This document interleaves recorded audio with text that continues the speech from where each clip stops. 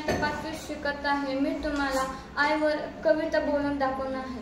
आपण पहाटे उठलो आणि आई दुपारी असं कधी घडले. आपण पहाटे उठलो आणि आई दुपारी असं कधी घडले. आपण जेवायच्या आधी आईचं ताट आपण कधी वाढले. बर, तुम्ही घरी येताना विनाकारण आईसाठी कधी काय आणता.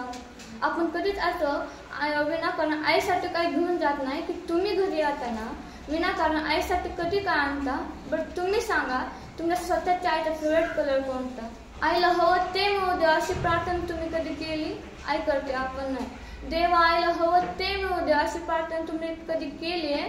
पाहिलं काय शेवटची कधी ऑनलाईन आली आहे. तरीही बाळाला कोणी बोलले की तिचे मन येते भरून. तरीही बाळाला काही बोलले की तिचे मन येते भरून. आपण मात्र बोलताना विनाकारण शिव्या भरून. लक्षात ठेवून ती सतत बाळासाठी हात पसरते. लक्षात ठेवून ती बाळासाठी सतत हात पसरते. पण स्वतःची दुपारची बीपीची गोळी ती विसरते.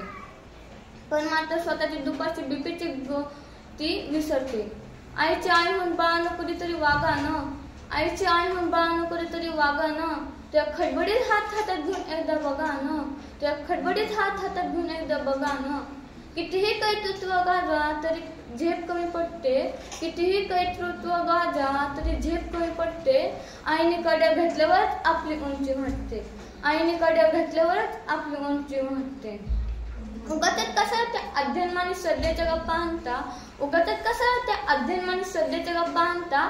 आईच्या पोटी जन्माला येताना देव कुठे म्हणता. आईला सतत मुलांचा ध्यास त्यांच्या प्रेमाची धुंदी. आईला सतत मुलांचा ध्यास त्यांच्या प्रेमाची धुंदी.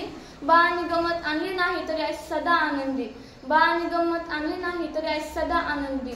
नको कोणाशी स्पर्धा देवा नको कोणाचा हेवा.